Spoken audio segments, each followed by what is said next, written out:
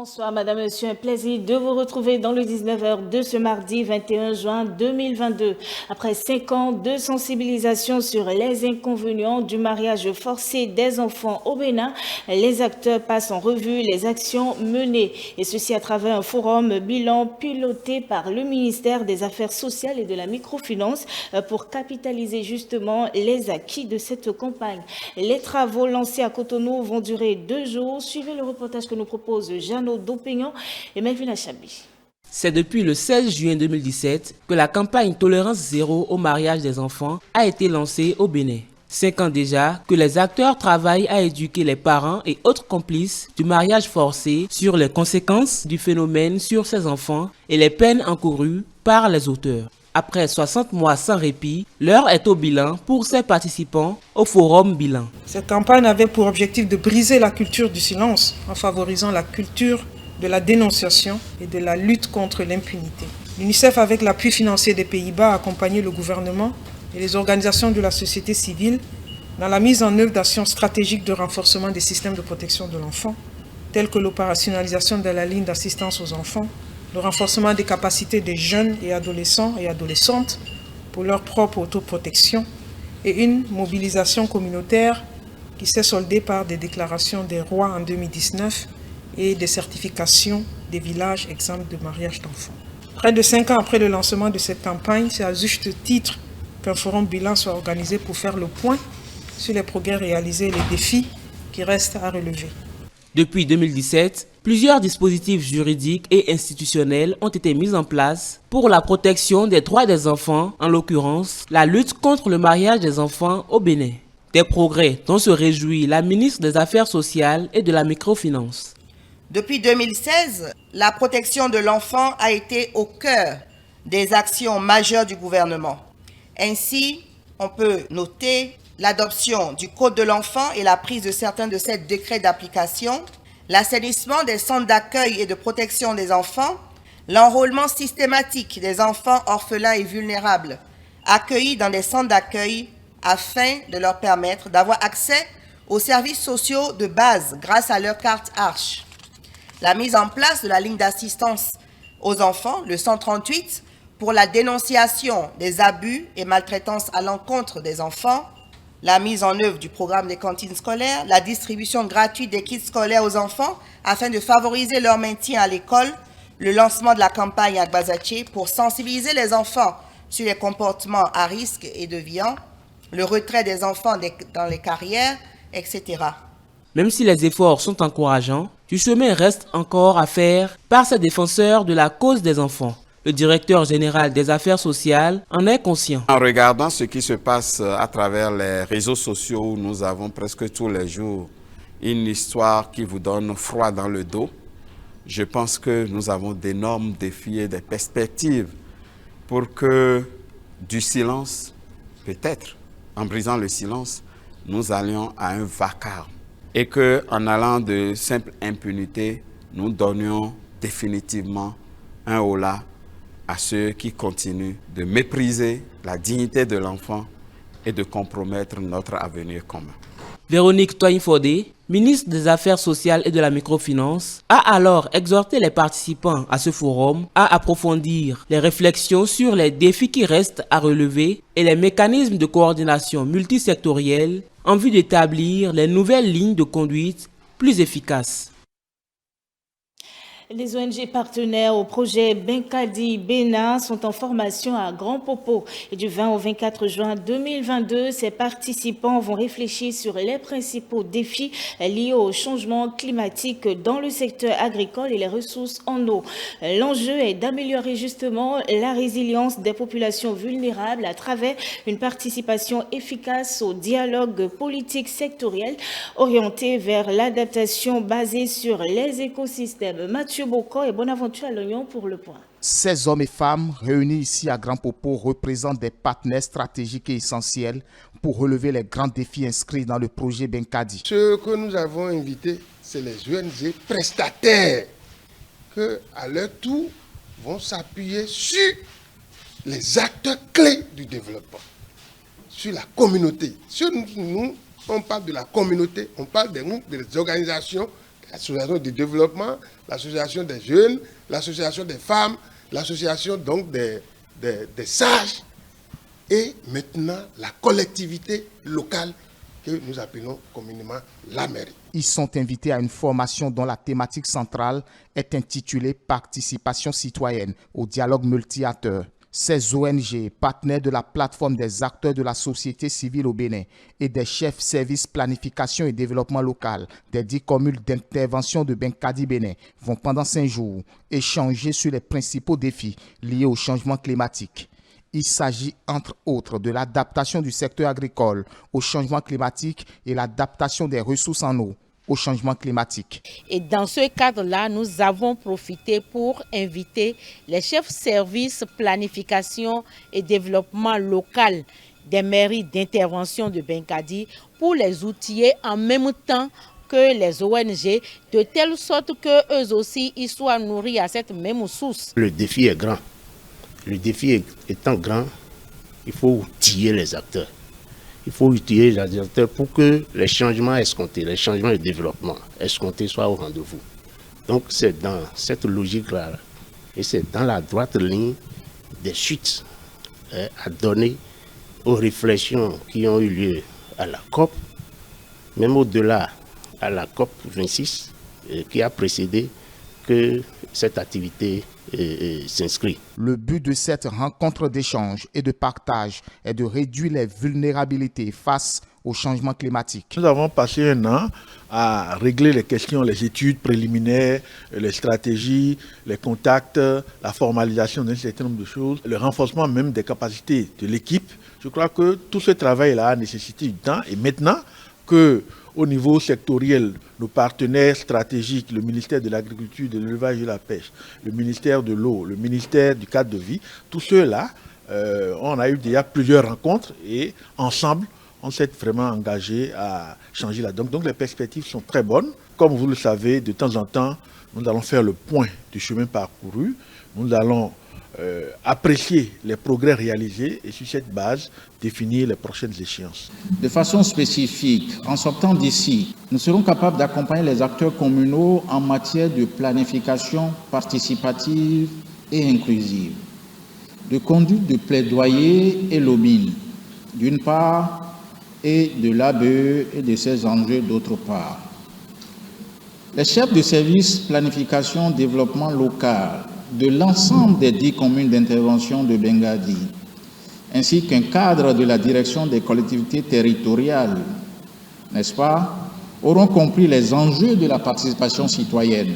Travailler ensemble dans la même direction, tel est le credo de Benkadi Bénin, qui invite aussi le gouvernement et les collectivités locales à mettre en œuvre des politiques inclusives et des actions concrètes dans le secteur agricole et les ressources en eau afin d'augmenter la résilience des populations vulnérables au changement climatique. La première session ordinaire de la Haute Autorité de l'Audiovisuel et de la Communication démarrée le 24 février 2022 a pris fin ce lundi et plus d'une dizaine de rapports ont été examinés et adoptés avec 6 décisions prises. Les travaux ont été clôturés en présence des conseillers de l'institution et des représentants des fêtiers. Le reportage. Conformément à l'article 83 du règlement intérieur de la Haute Autorité de l'Audiovisuel et de la Communication, la première session ordinaire de l'année 2022 de la HAC ouverte le 24 février a pris fin ce lundi 20 juin 2022. Au cours de ces 3 mois d'activité, plusieurs rapports ont été examinés et adoptés, dont la réglementation de la carte de presse en République du Bénin, la préparation de la campagne médiatique des élections législatives de 2023 par les conseillers. Parmi les différents rapports examinés, quelques-uns ont été adoptés. Rapport relatif à l'autosaisine de la HAC suite à l'émission interactive dénommée Top au féminin de la chaîne de télévision privée commerciale TVC Bénin. Rapport relatif à la plainte de M. Blanchard Soglonou, officier de police judiciaire contre le journal communal Info. Rapport relatif à la plainte de M. Pierre Envy, président par intérim de la Fédération béninoise de boxe contre le journal Le Pays émergent. Ces différents rapports ont débouché sur la prise de plusieurs décisions, dont voici quelques-unes. Décision numéro 22-012 Barak du 2 mars 2022 portant mise en demeure du directeur de la télévision privée commerciale TVC Bénin et suspension pour une période d'1 mois de l'émission interactive Top au féminin. Décision numéro 22-018/RAC du 9 juin 2022 portant mise en demeure du directeur de publication du journal communal Info. Le directeur de publication de ce journal a été invité à respecter le code de l'information et de la communication et le code de déontologie de la presse béninoise. Dans son allocution, le président de la HAC a remercié les professionnels des médias et les a invités à maintenir le dialogue avec l'institution. Chers responsables des structures fertières des médias, chers professionnels des médias, notre collaboration se bonifie constamment et je voudrais vous en remercier. Quoique étant une instance de régulation, la HAC est avant tout votre partenaire et le dialogue doit être constamment intensifié et vivifié. Seule notre communion agissante et transformatrice permettra d'obtenir des résultats pérennes. Il urge donc que nous nous mettions résolument ensemble et au travail pour que la HAC maintienne et entretienne son rayonnement. On va rester avec l'organe de régulation des médias pour évoquer cette fois-ci cette signature de convention. Près d'une dizaine de radiodiffusions sonores autorisées de manière provisoire par la Haute Autorité de l'Audiovisuel et de la Communication ont obtenu leur convention. Les actes ont été paraphés par les différentes parties représentées hier. 2 ans déjà que le processus pour l'obtention de la signature de convention entre la Haute Autorité de l'Audiovisuel et de la Communication et les promoteurs des nouvelles radiodiffusions a été lancé. Sur une quarantaine sélectionnée, seulement une dizaine sont arrivés à respecter les conditions. Chabi Sika Karimou, porte-parole des promoteurs de radiodiffusion, a exprimé sa gratitude à l'endroit du président de la HAC et de son institution. Nous vous disons infiniment merci pour le travail abattu depuis des années. Ce n'est pas facile.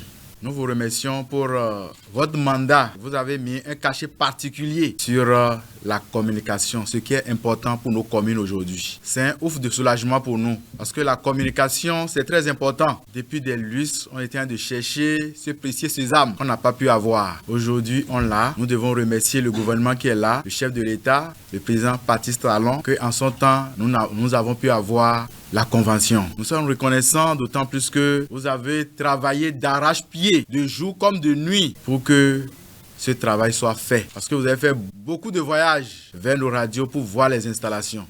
Ça prouve que vous vous souciez de nous. Après avoir félicité les promoteurs, Rémi Prosper Moretti appelle les uns et les autres à faire plus afin de bénéficier d'une autorisation définitive. L'autorisation provisoire, comme cela se dit, n'est pas encore l'autorisation définitive. Il vous reste encore quelques pas à faire. Vous avez fait l'essentiel, mais il vous reste encore quelques pas à faire. Je vous exhorte à faire ces derniers pas pour que vos communes, pour que nos populations puissent bénéficier des bienfaits de votre investissement. Il invite par la suite les autres radiodiffusions à fournir plus d'efforts pour se mettre au pas. Nous appelons aussi à la trentaine qui reste de se mettre au pas. Sinon, nous serons dans l'obligation de retirer cette denrée rare que le gouvernement a bien voulu mettre à notre disposition. Cette denrée rare qu'est la fréquence. Nous serons obligés de retirer cette denrée rare et de la mettre à la disposition de ceux qui en ont vraiment besoin.